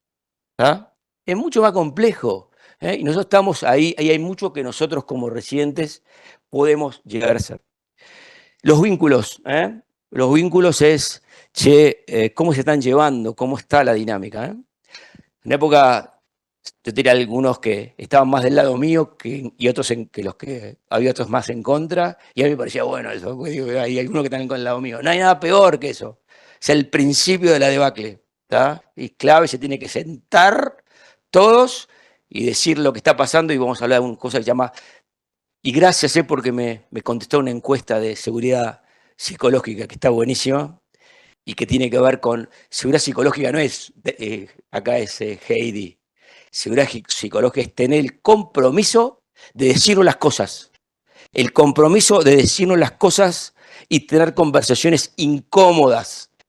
Las incómodas, cuando pueden suceder, cuando no nos podemos decir las cosas, porque el otro se va a enojar, estamos mal. Eso es un ambiente de mala seguridad psicológica. Y el tema de los vínculos es fundamental. La transparencia, pasa lo que decimos que va a pasar. No hay sorpresas, no hay política, no hay politiquerías. Eso lo tienen que ejercitar desde ustedes, tienen la oportunidad, hay un montón de actividades, no viene de arriba. Hay mucho que depende de arriba. Nosotros tenemos una reunión, digo, porque ustedes residentes, yo tengo los jefes de servicio que muchas veces me vienen a traer, me tiran cosas para arriba. Digo, pará, sos el jefe del servicio, tenés que traerlo resuelto. Y hay muchas de las cosas que acá dentro de los grupos de residentes hay muchas cosas que pueden hacer. Bueno, y un poco con el burnout, hay una mirada, che, lo que dije antes, de vuelta, el tema de carga horaria, autonomía, reconocimiento, vínculos, transparencia, valores. Repasen eso con tranquilidad con sus equipos y vean a ver cómo está eso, de lo que está al alcance de ustedes. Y cuando hablaba de los residentes, que son claramente personas distintas, claramente, y que respeto y que yo me siento parte, porque soy igual que ustedes, en la búsqueda permanente de la perfección y de la excelencia, de que las cosas salgan bien, eso nos pone en un modo de exigencia. Y así como somos muchas veces exigentes con nuestros compañeros y colegas, lo somos con nosotros mismos. ¿Tá? Entonces, esto que parece medio, ¿y este pibe qué dice? No, ejercer con nosotros mismos la amabilidad, en las buenas formas de comportamiento humano, el tema de estar presentes. ¿Tá? Lo contrapunto de esto es tratarnos mal a nosotros mismos. No estamos hablando que traten mal a sus compañeros, a ustedes mismos. Acostúmbrense a tratarse bien. En el golf pasa mucho. Yo me jugar mucho el golf y siempre que pegás mal te decís cualquier cosa. Y nada, tranquilo. Tratarse bien es una manera también de recibir buena onda. Vos generás onda positiva, en general recibís cosas positivas. ¿Tá? Tratarte bien con vos, en general tenés emociones saludables. Entonces, el no vincularse y el tema contracultural a la atención plena tiene que ver con la rumia, con la rosca. ¿Tá? Rosca es, yo antes iba a correr y hacía 4 kilómetros y sabía cómo había llegado al otro lado. Qué sé yo, venía hablando. A mí me parecía bueno eso. Te digo, qué bueno, estaba pensando. No es decir, nada, es tóxico, esto está muy malo. Si correr está bueno, si correr con rumia, primero correr, qué sé yo, pero digo, si podés evitar y disfrutar el tránsito, es fundamental. Entonces, también laburen con sus cuerpos, con sus cuerpos, con sus vidas, en esto de tratar de estar en atención plena. Yo creo que hay mucho de comportamiento emocional. Yo muchas veces voy al trabajo en bicicleta y disfruto mucho más la bicicleta a la ida y a la vuelta no puedo, estoy muerto. Ya me gasté con los pacientes, con el despelote, con la diaria. Y a veces no hay que forzar tanto. Lo único que quiero es llegar a casa, estoy transpirado. Cambio de vida es como que vengo pum para arriba, sintiendo lo que va pasando. Así que identifiquen y censen sus tiempos, como hablaba de la inteligencia emocional, que tiene que ver con registrarse. Registrarse ustedes mismos es muy importante. Y después gestionar, ¿no? Registrarse tiene que ver con saber cuando uno se enoja, qué lo enoja. Y ahí, cuando ves qué es lo que te detona, poder parar. Bueno, autocuidado, hay una escala. Este libro es muy, muy interesante y vale la pena revisarlo. De NELF y tiene hay una cosa, eso no le pedí que me llenen, casi le pido, casi le mando, me parece un plomazo que les diga sobre esto, pero esto resume un poco y agrega, esto viene de Harvard Business Review, de cómo es los principios operativos en los contextos laborales. ¿Que tienen ustedes ahí al lado ahora? Los tienen ahora, no van a venir. Son los contextos laborales actuales de gente que nació y pasó su adolescencia en redes. Eso tiene que ver, podemos charlar también, pero el haber ustedes sido educados y pasado su adolescencia con las redes les da un comportamiento frente a los vínculos distintos de los que tengo yo. Por eso yo no los entiendo o me cuesta entender. ¿Está bien? Donde es imprescindible o buscar espacio de asociación con los... No es que soy empleado, empleador, no te da más bola. Eso no funciona. Ese modelo, el tema de la transparencia, nosotros en nuestra época decías, sí, a un tipo le aumentaba el sueldo y dice, no digas nada, esto es un tema con vos. Yo hago eso, le digo a un tipo, esto es un tema con vos, los 3 segundos saben absolutamente toda la organización. ¿Tá? Porque funciona así, no es ni malo ni bueno. Ese hábito de tener esa autonomía, esa transparencia que tienen, y lo llevo a las redes, pero puedo equivocarme, a esta cosa de esta comunicación tan abierta, sin barreras. Mi grupo de amigos en general, ustedes, también los de ustedes, tienen determinadas características que te hacen acceder a ese grupo. Veo que las redes no tienen barreras, cada uno te puede aparecer cualquiera metido, ¿no? El tema de la autonomía, el sentirse propio y que tengan un rol, que formen parte de las decisiones. El tema hay que tener flexibilidad emocional para trabajar. Tenemos que generar ámbitos de trabajo que desafíen, ustedes hay que desafiar. Es necesario que desafíen a los chicos que tienen y que trabajen con ellos. Obviamente tiene que haber incentivos y hay que analizarlos. Porque cada vez parece que hablamos de plata y hablamos de, ¿qué está diciendo? No, pará, hay que hablar de plata, ¿eh? Hay que saber y hay que hablar de plata. ¿Tá? El tema de la interoperabilidad, ¿sí? Y el tema de la comunidad. Así que simplemente repitiendo mucho lo que... Meter presión está bueno, pero hasta cierto límite. ¿Tá? Vos metés presión y hasta un límite después decae. ¿Tá? Los equipos de fútbol se bastante. Cuando están perdiendo 2-0 y faltan 5 minutos, corren todo que parece que tiene un motor. Y bueno, estás eso. ¿Tá? La presión que los lleva a que ser cuidadoso para no dañar. Bueno, algunas cosas que quiero, pero no matarlos, con el tema de algunas cosas que son buenas para que trabajen la recorrida, y después un poco esta búsqueda que les podía dar de gestión y enseñar en la recorrida. Básicamente, cuando tenga un residente frente y le está contando un caso, desde la medida del residente, te hace la presentación, que debería ocupar el 50% del tiempo. Vos le vas haciendo después preguntas como observador y finalmente se va a generar la discusión del caso. Pero de nuestra mirada, de ustedes, la de los docentes, es primero cuando le esté contando el caso y te está presentando, ustedes ya se están imaginando el diagnóstico y eso lo va a ocurrir cada vez más seguido y más rápido. Eso tiene que ver con los scripts de enfermedad que van generando esos patrones y rápidamente vos llegás al diagnóstico y dices, ¿cómo hizo este pibe para saber? O viene un staff y mira allí y dice, estudialo, catetería, y vos estás dando vuelta, nada, eso no es magia, es bio 200 de eso, ¿tá? Simplemente es eso. Entonces, cuando te cuentan el caso, vos lo escuchás, enseguida se te viene el script, ya sabés, entonces te da tiempo a poder seguir laburando y hacerle preguntas que tienen que estar orientadas a ver cómo es la vinculación que tiene el residente con el caso, qué nivel de conocimiento tiene, qué profundidad tiene con esa historia atrás de ese paciente y obviamente que te dé la evidencia y cómo es el proceso de razonamiento para finalmente alcanzar un punto que está bueno, dar específicamente lo que hay que hacer, feedback, ¿no? Y corregir errores. Y aprovecho para tirarles otra cosa vinculada a la gestión, digo, porque esto pasa en las organizaciones todo el tiempo y la posibilidad de dar feedback, más en la época en la etapa que tienen ustedes, es fundamental. ¿Qué es el feedback? No me oí, Rum. Está mal. Trato de ser disconstruido. Lizeth. Bueno. Para mí el feedback es una respuesta, si se quiere, de una forma espontánea que surge en torno a un proceso establecido. Digamos, nosotros cuando tenemos un caso clínico y tenemos un residente inferior que tratamos de que entienda el tema, en una segunda oportunidad nosotros esperamos que ese residente con la primera experiencia ya nos dé una devolución de lo que nosotros en un primer momento pudimos enseñarle a través de la experiencia del Hospital Sirio Libanés. ¿Qué tal?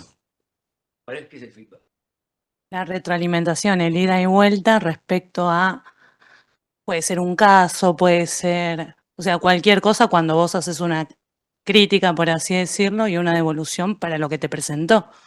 ¿Tu nombre es? Eliana. Eliana, gracias, Eliana. Fíjese que esta es una enorme oportunidad que tienen durante la residencia. Feedback es cualquier información que se da vinculada a la observación directa de un hecho, vinculada a un hecho observado. Es la información o una opinión vinculada a un hecho observado. Observado, ¿escucharon? Observado. No que te contaron. Por eso es importante para dar buen feedback y tiene muchas valías cuando es observado. Y es una mezcla entre lo pautado y lo realizado. Eso es lo que le da riqueza. Cuando está pautado es que te dijeron qué esperan de vos y sabes los objetivos de aprendizaje y qué esperan de vos en esa rotación. Si no te dicen qué esperan de vos, se desaprovecha mucho esto. Por eso es importante que tengan sus supervisores clínicos, le digan con mayor claridad cuáles son los objetivos de esa rotación, para poder saber qué es lo que tienen pautado y para que compares lo pautado contra el realizado. A mí cuando un residente me dice, che, tenía que hacer esto, hiciste esto, el pibe dice, chao, música, eso es. No le tengo que decir yo nada. Él se dio cuenta, lo pautado era esto, lo realizado, eso es el máximo jugo que se le puede sacar a la devolución, que tiene que ser constructiva. Y hay una instancia de manejar el feedback que les recomiendo, que es en generar nuestra autoestima, la tuya, la mía, está asociada a nuestras fortalezas, no a nuestras debilidades. Si yo arranco por las debilidades, cierro poros, no te escucho más. El feedback dura 10 minutos, 3 minutos, 6 minutos, 10 si querés. Si 3 minutos estoy cerrado porque ya me enojó tu negatividad. Entonces, vayan por la positiva.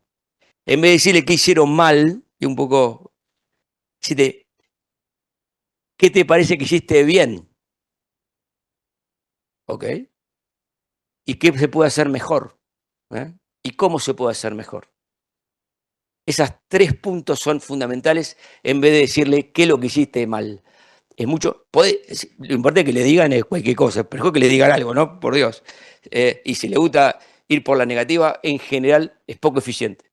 Entonces el feedback tiene mucho impacto cuando uno le dice, va por la positiva, porque te mejora y te va sobre tus fortalezas, no sobre tus debilidades. Y a nadie le gusta mostrarse débil. ¿Tá? A nadie le gusta mostrarse débil. Así que es un tipo que le gusta que le peguen, digamos, que sigue sufrir, si le gusta que siempre que lo vean débil. La gente en general, por definición, está muy apoyado sobre sus fortalezas. Todo el tema del prestigio y nuestra... bueno, todo lo que tiene con el prestigio es importantísimo en nuestra vida desde que nos levantamos. ¿Qué se hizo bien? ¿Qué se puede haber hecho mejor? Y cómo se puede haber hecho mejor. Porque para decir qué, estamos todos. Ahora, ¿cómo? Entonces, pues para decir las cosas es más fácil. Entonces, usen esta herramienta, recuerden, feedback es la conversación vinculada a un hecho observado. Realmente los directores de rotación no ven a los residentes, le cuentan después, al fin, el tipo te mira y que nunca me vio, ¿no? Y le da una cosa, una devolución. Importante que le den algo, pero la verdad que es mucho más eficiente cuando estuviste con la persona. Y esto de hacerlo todos los días, múltiple y sobre todo los episodios, cuanto más veces lo puedo hacer, es mejor. Entonces, ¿qué hizo bien? ¿Qué pudo haber hecho mejor y cómo? Y en general, nosotros solemos bajar la recomendación, es decir, qué hay que hacer, y en realidad lo ideal es tratar de generar plan de acción para que la persona, bueno, ahora anda a hablar con Pedro, que es el jefe de la Pendorcha, y te va y habla con ese, que va y le dice, y le das el plan para que el tipo pueda salir nadando de ese lugar. ¿Tá? Así que esto es un buen elemento para lo que es la residencia. Después otra cosa que les quería contar, que también tiene que ver, que les puede servir, el tema de la evaluación de los residentes, que yo lo uso en la evaluación del desempeño profesional de los médicos, así que está muy vinculado a la gestión, pero tratar de llevarlo a la vida de todos ustedes, tener herramientas, se las tienen que conocer, así como conocen el aparato de glucemia y dicen, che, le pongo glucemia y mide glucemia y la cantidad depende de la glucemia y cada vez que pongo la misma muestra me sigue dando lo mismo, eso se llama validez y reproducibilidad. ¿Sabes? Válido mide glucemia y reproducibilidad es que lo pongo 5 veces y me da el mismo valor. ¿Tá? Y las herramientas de evaluación tienen que tener esa lógica. ¿Tá? Y hay un tipo que hace mucho describió esto, creo que es la década del, no sé, creo que fue del 80, pero es de la época del Paleolítico. Tratar de identificar las herramientas de evaluación que tienen. Hay herramientas que miden el saber cómo, mostrar cómo, hacer, y hay unas que tienen que ver con el nivel de confiabilidad y autonomía. Entonces, el knowing o el show how es más que todo, son bastante patognomónicas de lo que se llama de opción múltiple. Pero el examen de opción múltiple es una mentira total. No hay una sola cosa en la vida que tenga una respuesta. Es mentira eso. No pasa nunca. ¿Tá? Entonces terminás en un modelo de entrenamiento cuyo mecanismo de solución es la memoria. ¿Tá? La memoria es una competencia cognitiva que se agota, es como una batería. De paso, estudian de memoria, a los 10 días depende. Si está muy contextualizado, te acordás, pero en general las cosas que se aprenden de memoria van a lo que se llama aprendizaje superficial y se van al olvido. ¿Tá? Entonces, cuanto más contextualizado le enseñes, te va a ayudar a entender. ¿Tá? El mostrar cómo se hace a través de simulaciones, esto es a través de la observación directa, y esto es lo que llama las actividades profesionales a confiar, que no voy a ahondar ahora, pero tenía ganas de comentarlo. El tema del carácter y el desempeño, el tema de ser buena persona, trabajar sobre las buenas personas. Yo en general trato de mirar para contratar, primero miro el carácter, después miro el desempeño. Yo no necesito en Fórmula 1 que venga Verstappen. Prefiero si fuera Colapinto. No, digo, pero no es que sea Colapinto. Que si uno interesa que es buena persona, que lo demás lo aprende. Lo corre, aprende. Verstappen ya corre, digamos. No hay nada peor en la organización que tener gente con mal carácter, que tienen alto ego, que decían. Te empioja la organización, te la altera, te daña, por más capo que sea, haciendo su competencia. Tal es así que en la literatura se llaman asesinos de la cultura. Son dañinos a las organizaciones, son dañinos a los grupos de residencia. Los altos egos, por ejemplo, que son altos hábiles haciendo las cosas, pero son malas personas. ¿Tá? Me refiero a eso con respecto al carácter. ¿Tá? Y obviamente ser confiables es un valor fundamental, y lo que permite de esa manera poder desarrollar alta performance. Cuando miren a su gente, matricien también en esto y traten de identificar. Estos valores o virtudes son importantes, esto no es teoría, yo creo que son elementos de la vida que hay que considerar y que en general cuando haces esto, yo no hago esto ni por casualidad, no me doy, estoy en ningún lado acá, simplemente cuando vas por estos caminos en general las cosas salen bien. ¿Tá? Es como que no hay nada más eficiente que hacer buena medicina, no llevándolo al extremo de la sobrepráctica, sí, para hacerle al paciente estudio lo mismo, sí, para inventar, no funciona, eso viene de débito, después es un lío. No hay nada más eficiente y rentable que hacer bien las cosas. ¿Tá? En base a algunas convicciones o virtudes que creo que son importantes a tener en cuenta, yo trato de seguir lejos de completarlas, pero lejísimos, pero tratar de ser personas confiables, empáticas, nos interesa el problema del otro y nos interesamos que el otro, tener las convicciones, tener mucha capacidad de escucha. ¿Qué pasa con los pacientes? Había un tipo que hablaba mucho del consultorio, habría que convertirlo en escuchatorio, que es un espacio para escuchar. Tener calma en momentos difíciles y siempre tener esperanza y ir para adelante. Es un poco lo que decía lo de la empatía. Esto viene todo de la ciencia, de la gestión. Esto es Harvard Business Review, pero está muy parecido a la medicina. Y para ir yéndome un poquito más, un tema que les quería agradecer muchísimo es el tema de lo que es la seguridad psicológica. Y esto está muy vinculado a sus propios equipos. ¿Tá? Cuando vos, voy a agarrar a vos, perdón, tu nombre es Lucía, cuando vos estás en un equipo, ponele de deporte, ¿qué te gustaría que pase en el equipo? ¿Qué te haría feliz para estar en ese equipo? Que todos tengamos los mismos valores, que todos tiramos para el mismo lado, nada, que todos estemos contentos con lo que estamos haciendo. Eso. Perfecto. ¿Y por qué digo esto? Porque estos son 4 elementos fundamentales que se pueden mirar y hay muchísimas cosas que, primero, sentirte parte, un poco, Lucía, sentirte parte del equipo, dentro de ese grupo. Es una situación de seguridad. Formás parte de la residencia. Pasa mucho en las residencias y en las camadas. Son parte del grupo. Tienen que poder aportar, tienen que poder discutir y tienen que poder aprender.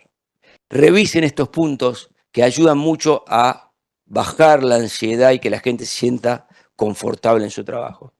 En general, cuando la gente siente que no aporta, empieza el tema del burnout. En general, el burnout está asociado a que no importás, no importa lo que hagas. Y a todos nos importa qué hacer y que agreguemos valor. Todos queremos, probablemente tenga que ver con una sociedad más occidental, transaccional, pero bueno, en general, nosotros, digo nosotros, y puede haber alguno que no, pero es el tema de aportar. Es necesario que revisen en sus equipos, revisen a los chicos y vean esa parte de cómo están jugando en estos puntos. Lo que hablaba antes, clave entender si pertenezco, si importo, si yo hago la diferencia en este grupo, sirvo, agrego. Así que un hecho fundamental. Bueno, y acá un poco los puntos en los grupos con alta seguridad psicológica y que tienen buena motivación y son capaces de rendir cuentas, son lugares donde uno puede aprender, ¿no? Son equipos donde uno aprende todos los días. Esto es cíclico, ¿no? Yo estoy yo soy de la dirección general con una directora ejecutiva financiera. Funcionamos como manera en equipo, ¿no? En horizontal. Pero tengo un comité ejecutivo de todo tipo super senior. Y a veces funciona bárbaro esto y a veces funciona con el demonio. ¿Qué sé yo? Va y viene. ¿Tá? Y bueno, hay que tener paciencia, porque uno mismo, hay días que está bien, hay días que está mal. Y te vas moviendo. No es exacto que siempre estamos en momentos de... En general, cuando va bien la cosa y los números van bien, estamos todos contentos. Cuando va mal, se arma un poco más de lío y de cuestionamientos. Gracias. Esto es lo que ustedes me mostraron y 116 respuestas. Y esto es una encuesta que yo les mandé para ver una mirada general. Esto es totalmente confidencial y no hay ninguna posibilidad que esto se publique ni nada, porque yo me comprometo desde ya a eso, porque no firmamos ningún consentimiento, ni pasó ningún comité de ética. Lo muestro acá, ¿está? Que es... Fíjense lo que les pasa a este grupo. En mi equipo es fácil discutir temas, es de 1 a 5, un Likert de 1 a 5. En mi equipo es fácil discutir temas o problemas difíciles. El promedio, algo que si saca la mediana, bueno, saqué el promedio. 3,7. ¿Es bueno, es malo? No sé, hay un punto acá. Es difícil pedir ayuda a otros miembros de mi equipo. Esto es si está en 1, es muy bueno, si es 5, es malo, ¿tá? Y está en 2,5. No voy a recibir críticas ni represalias si cometo algún error, estamos ahí. No me siento seguro ofreciendo nuevas ideas que no son planes plenamente formados. Mis compañeros de equipo reciben mis ideas y le dan tiempo y atención. Parece que acá está bastante bueno o bueno. No sé cuál es un valor, ojalá todo sea 5, pero qué sé yo, esto hay que elaborarlo, esto es una foto, es como decir, che, los residentes tienen, siempre pasan, hay trabajos, el residente tiene burnout, digo, obviamente, depende del hospital, ¿y qué estamos haciendo para eso? ¿Qué estamos trabajando? Porque es una foto, ¿tá? Ni sé si es bueno ni es malo, por ahí es bueno, o por ahí no. En este equipo a veces las personas son rechazadas por ser diferentes, fíjese, está bueno. Los miembros de este equipo fácilmente pueden describir el valor de los aportes del otro. Nos tomamos tiempo para encontrar nuevos caminos para mejorar procesos. Uno con estas cosas dan altas es increíble, es muy bueno. Todas estas frases. Nos tomamos el tiempo para encontrar nuevas formas de mejorar los procesos de trabajo. Esto va con lo que hablaba lo de la gente. Lo que te arregla el problema, la rentabilidad, la cuenta de resultados, la que te sostiene el presupuesto, es la gente. ¿Tá? Entonces es importantísimo que la gente se sienta cómoda y trabaje. En el lugar que estoy, esto, lejos de que sea perfecto, un desastre en un montón de cosas. No es que si muestro la foto que tenemos acá, seguramente hacemos un desastre en un montón de cosas. Nos tomamos el tiempo para encontrar nuevas formas de mejorar, creo que lo dije. Cuando alguien comete un error en este equipo, a menudo se lo recrimina. ¿Tá? Y los miembros de este equipo expresan las preocupaciones que tienen acerca de los planes y de las ideas. Intentamos describir nuestras suposiciones, prejuicios subyacentes, en fin. Nada, es un buen interrogatorio, es un buen ejemplo para hacer el equipo y tratar de ver qué sale y cómo lo vamos resolviendo. ¿Tá? Porque muchos de los no éxitos de los equipos están vinculados a estos puntos y trabajando en algunas cosas de estos se destraban y ayudan. Yo esto lo hice en un grupo en el IAE, que es una escuela de negocios, y eran tipos por ahí más seleccionados y en general pusieron números un poquito más altos de los que veo acá. Pero nada. El tema del compromiso, hay que saber que la mayoría de la gente, siempre que van a hacer una iniciativa, no esperen que todos estén juntos con ustedes. Con que 3 de cada 10 están con ustedes, está bien. Empezaron bien. ¿Tá? Hay otros 3 que no le van a dar bola nunca, van a ser detractores permanentes. Y el medio va a ir para el lado donde vaya la copa. ¿Está bien? Si salen campeones, van a ser amigos de ustedes, los amigos del campeón. Pasa siempre. No se pongan mal, así es la vida. ¿Tá? De vuelta, dan a hacer un proyecto, la RCS, un programa que tienen. Nada. Miren cuántos son, más o menos el 30%, vamos bien. ¿Tá? Y 3 de cada 10. Pero nada, está bien. Nada, algunos detalles que la mayoría de los retornos de las inversiones está relacionado con las personas, no con la estrategia. Pues yo digo persona, estrategia, presupuesto. ¿No? Esto para ahí un poco más, no sé tanto para este lugar. La mayoría de los colores reportan un líder operativo, siempre están los jefes ahí, nosotros los jefes, pero la gente le da bola a otro lugar, otro sector de la organización. ¿Tá? Nada, algunos cositos que pueden ayudar y que les puede ayudar frente a determinadas conversaciones incómodas, con jefes, con compañeros, con parejas, digo, también puede servir. Siempre hay 3 o 4 puntos que hay que tener en cuenta cuando uno va a una negociación, pero cuando uno va a hablar con un familiar, diría, sirve también. Tener claro cuál es el lugar de poder que tienen ustedes y el familiar. Ir con información, siempre vayan informados, nunca den un informe sin tener bien la información, siempre prepárense para ese informe, a ver dónde lo van a hacer, no es lo mismo hablar en la unidad coronaria, en la ambulancia, o en la guardia, o en consultorio, todo distinto, ¿tá? Y el resultado así sale. Y finalmente, el tiempo que tienen, o el tiempo que tienen a tomar la decisión. Si fuera un tema de una negociación, yo cuando busco plata para el precongreso y tengo que hablar con los que me sponsorean, depende. Si estoy a un día del precongreso y me dice te doy 5, le digo dame los 5, y si estoy a principio de año, no, si no me da 50 no hacemos nada. Bueno, eso tiene que ver con el tiempo. La información es fundamental, nunca vayan a una conversación de un conflicto sin tener información. Del otro lado, toda la que pueda. ¿Tá? Espías, pongan todo, sepan qué está pasando del otro lado, y eso ayuda. Y generalmente los conflictos de las personas suelen tener una etapa inicial que se llama paradigma de la propia afirmación. Porque acá digo, yo digo esto y vos decís el otro, yo digo esto y vos decís el otro, entonces no nos ponemos de acuerdo. Y empezamos a pelear, vamos escalando hasta que se pueden llevar a un acuerdo y después se va entrando en un punto de encuentro. En general tiene esta dinámica. Digo, las parejas es lo mismo, ¿tá? En general. Y acá tener cuidado porque va a entregar más de lo que había discutido acá y en esta reconciliación entrega más de lo que estaba discutiendo al principio. Así que sean cuidadosos en ese momento. Cuando negocien, tengan en cuenta, ¿qué tal? Bien. El tema de tratar de llegar a un acuerdo sensato donde todos ganemos, ¿tá? Porque si gano yo solo, soy el egoísta. Si gana el otro, soy un altruista. Y si no gana ninguno, soy un imbécil. ¿Está bien? Entonces, nada, traten de ir por acá, de tener un acuerdo sensato donde todos se beneficien. Y esto es un libro de Chipola, su estupidez humana, y que plantea esto, algunas leyes. Simplemente seamos lúcidos y lógicos al momento de plantear una negociación en la organización. ¿Tá?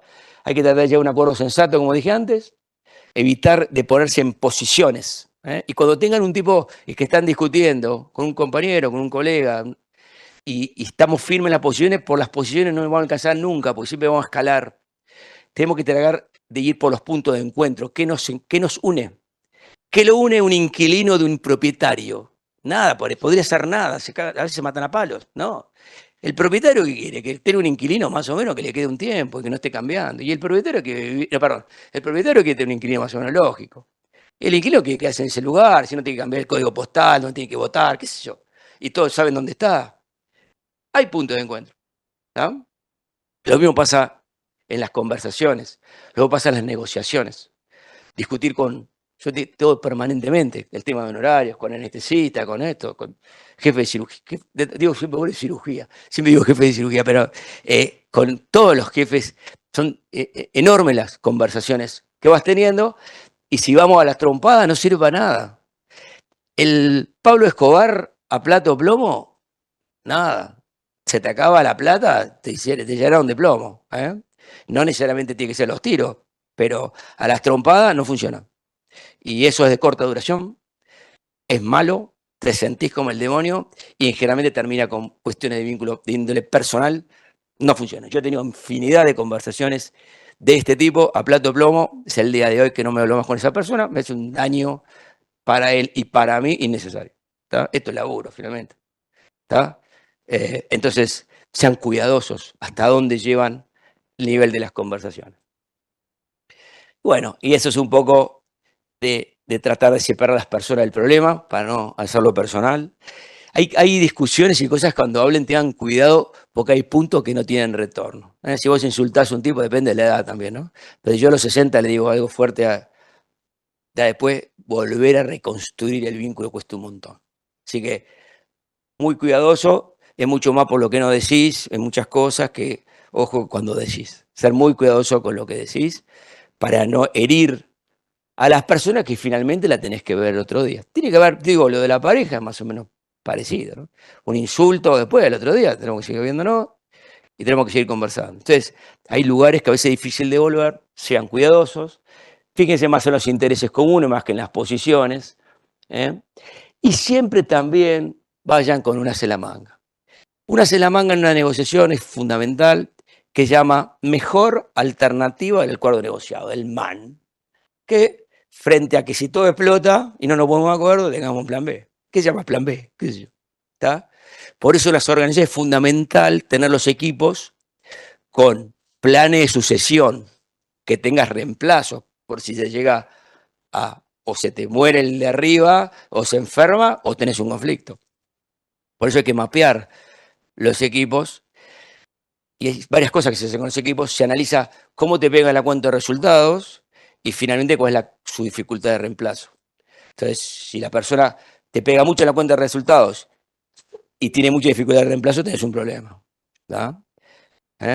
Digo, más un cirujano, siempre no es cirujano, pero el cirujano es un caso muy importante. Si el tipo es muy experto en algo y no tenés que le sucede, porque el tipo armó para que no tener nada para abajo, fumigó para abajo, hay que mirar esas fumigaciones y ser cuidadoso para que con el momento llegue un punto que vos tengas más poder de negociación y tener una alternativa al acuerdo acordado o al acuerdo negociado, una mejor alternativa al acuerdo.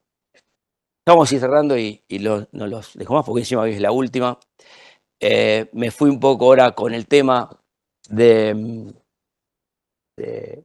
lo que es la cultura justa, que me parece fundamental.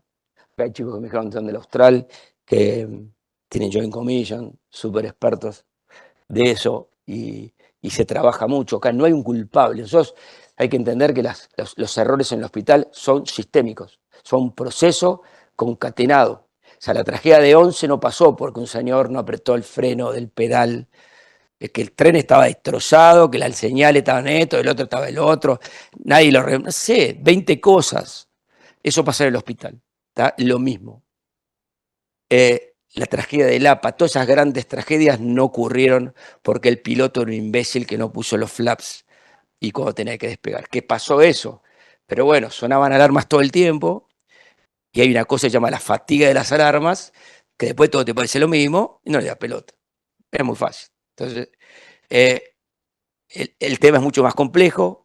El concepto de la cultura justa es no punitiva. Obviamente no es ignorar el problema ni mucho menos, es evitar correr de atrás, no correr de atrás, perdón, y siempre que te genere una capacidad de mejora, que acá siempre es búsqueda de mejora continua, ¿no? Y que la intervención en general tiene que ser a lo largo de toda la organización, ¿no? Así que nosotros cuando vemos un problema tratamos de analizar. Si el error fue humano, que quiere decir un tipo que estaba cansado, no se dio cuenta, no estaba adecuadamente entrenado, y bueno, ese que comete la macana, tiene que abrazarlo, ¿no? Hay que consolar. Hizo todo perfecto y le salió mal. Nada, abrazo. Ahora, alguno que veo que se escapa un poquito, ¿no? Y le gusta tomar la curva y por la banquina, eso se llama conducta riesgosa y bueno, creyó o subestimó el riesgo y eso hay que reentrenarlo, porque no hay una intencionalidad. Los médicos que estamos sometidos a procesos judiciales somos también segundas víctimas, ¿tá? Aquel médico que haya transitado un proceso judicial, sobre todo un tema penal, no se olvida. Les aseguro, yo como director de hospital tengo ahora un penal y he tenido otros. Es muy difícil, sobre todo cuando eso termina en juicio oral, porque primero hay instancias, ¿no? Y después cuando se pasa a la primera instancia se hace juicio oral. Esa situación no es recomendable. Y acá algunos puntos es 3 cosas de recomendación. Primero, generen buenos vínculos de comunicación con los pacientes. 2, básense en norma de procedimiento. 3, escriban la historia clínica. ¿Tá? Bueno vínculo de comunicación. 2, norma, no inventen. No hay que inventar la medicina, ya está. Ya la inventaron. Usen las normas y basen. Ahora es más fácil.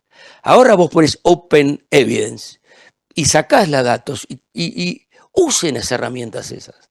El ChatGPT es peligroso. Yo lo uso un montón, es medio peligroso, te sale cualquier verdura. Pero Open Evidence está bueno. Úsenlo para tomar información y basarla. Lo más difícil que hay, o lo más que miran los peritos y todo, es el tema de las interpretaciones. Así que usen las herramientas. Es buena Open Evidence, no es mala cosa. No es sano usarlo. Ahora no copien ni peguen, no. Miren lo que están poniendo y analicen y tengan los datos. Vínculo con los familiares, vínculo de comunicación, pases en la norma de procedimiento y escribe la historia clínica. En ChatGPT yo otra vez, por eso lo conocen, pero ahí vos puedes personalizarlo, el ChatGPT de $20, y puedes hacer tu propio ChatGPT para darle 20 PDFs y el tipo va y piensa a través de tus citas. Pero mírenlo porque a mí me echó cada lío, porque a veces se queda enganchado con algún recuerdo de no sé qué. Se le falta eso todavía. Pero bueno, yo lo uso mucho para la historia clínica, escribir en el consultorio, le tiro baldazo de cosas y de datos y después me lo ordena y copio y pego y voy viendo. Pero hay que mirar bien porque puede ser un lío bárbaro.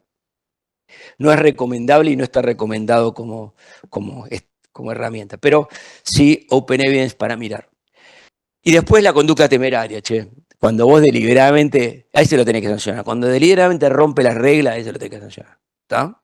Así que eso es importante. Error humano consolamos, le abrazamos. Al que hace conducta riesgosa, el medio zarpado, que se subestimó el riesgo, lo entrenamos. Y después al que comete el error. Esa es la conducta justa. ¿Tá? Nosotros hacemos una cosa que se llama test de sutileza. Primero, mucho peer review. Y acostumbrarse a discutir los casos y decirnos las cosas es clave. Discutir los casos y ir en detalle. No esa cosa que iba el de cirugía, digo siempre el de cirugía, va el de acá y putea y el otro. No es eso. No funciona. Acá no es así. Esto es para entender bien qué pasó y que no vuelva a pasar. Y que no vuelva a pasar. Yo necesito que no vuelva a pasar. Y bueno, y vamos cerrando y les agradezco muchísimo, pues son y 58, se han quedado acá 2 horas, yo les he torturado durante 2 horas. Para mí es un honor gigante estar acá con este grupo de residentes. Seguramente nos encontraremos en algún momento en la vida. Aquellos que decidan finalmente después hacer un área vinculada a la gestión, abrácenla, es un lindo trabajo y siempre cuando están en cosas vinculadas con las organizaciones, primero piensen en las personas, segundo piensen en la estrategia y tercero piensen en el presupuesto. Muchas gracias.